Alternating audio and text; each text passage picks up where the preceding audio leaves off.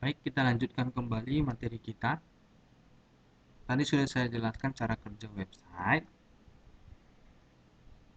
Saya ulangi kembali agar kalian semua paham bagaimana cara kerja ketika kita melakukan pencaharian di client server. Hal yang pertama kali kita lakukan adalah kita mengetikkan sebuah URL di client server kita atau di web browser kita. Nah, ketika web browser ingin membuka URL yang ingin kita tuju, maka web browser mengirimkan sebuah permintaan atau sebuah requestan ke web server. Nah, permintaan atau request yang dikirimkan oleh web browser ke web server itulah yang dinamakan TCP atau IP. Sebuah requestan atau permintaan yang dikirimkan oleh web browser ke web server itulah yang dinamakan dengan TCP atau IP. Nah, TCP atau IP yang dikirimkan web browser ke web server disebut HTTP atau berupa HTTP. Oke, HTTP yang dikirimkan web browser ke web server disebut HTTP request. HTTP yang dikirimkan oleh web browser ke web server itulah yang disebut dengan HTTP request. Oke, nah si web server mencari files yang ingin kita buka sesuai dengan HTTP requestan yang kita kirimkan tadi, yang dikirimkan oleh si browser kita tadi. Nah, ketika web server menemukan requestan yang dikirimkan oleh web browser kita sesuai dengan yang kita kirim, maka web server mengirimkan kembali TCP atau IP berupa HTTP ke web browser kita. Nah, HTTP yang dikirimkan oleh web server dinamakan HTTP respon. Sampai sini paham ya? Maka terbukalah URL yang ingin kita tuju tadi. Itulah yang namanya display. Oke, sampai sini paham cara kerja website? Kemudian kita lanjut. Yang keempat, poin keempat yang namanya domain dan hosting. Domain adalah nama unik yang diberikan untuk mengidentifikasi nama server komputer di internet. Domain adalah nama unik yang diberikan untuk mengidentifikasi nama server komputer di internet.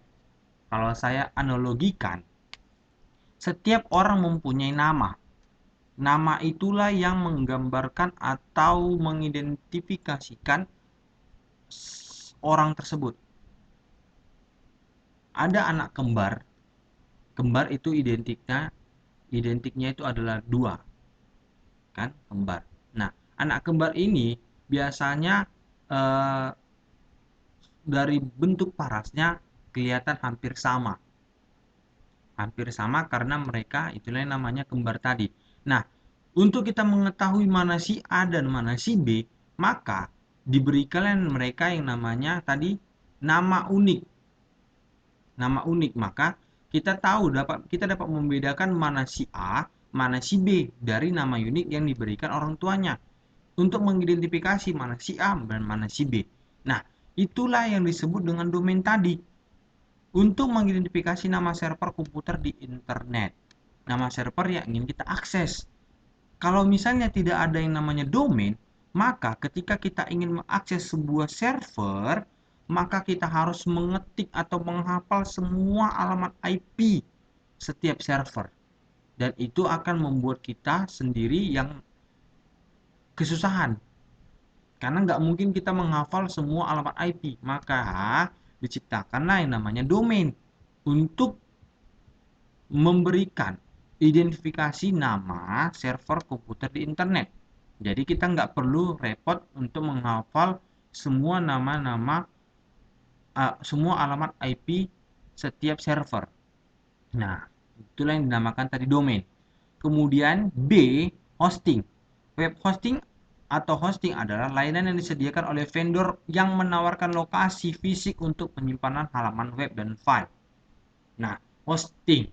Kalau secara saya analogikan, hosting ini adalah ketika kita selesai mengembangkan sebuah website dan kita ingin website kita itu ada di internet, maka kita lakukan yang namanya hosting agar website yang kita kembangkan, website yang kita buat dapat dipakai, dapat dipergunakan oleh khalayak umum atau semua orang, sehingga semua orang dapat mengakses website yang kita ciptakan tadi.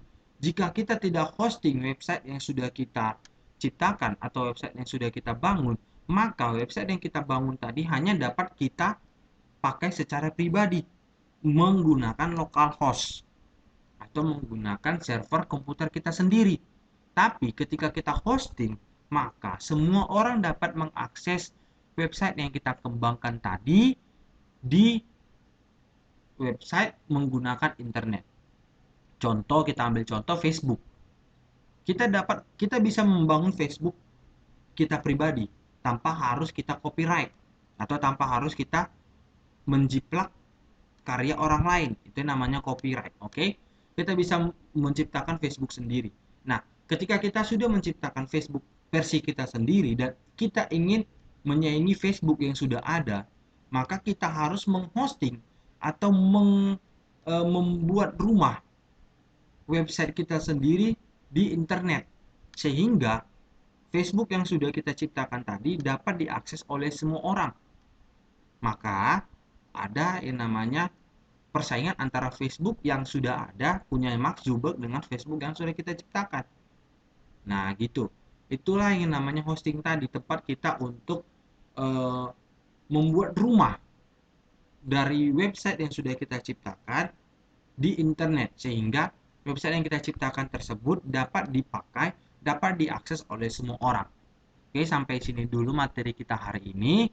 Tugas sudah saya upload di Google Classroom.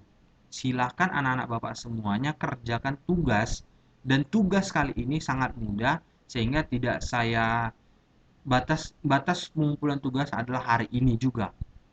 Tidak saya kasih perpanjangan waktu karena sangat cukup mudah.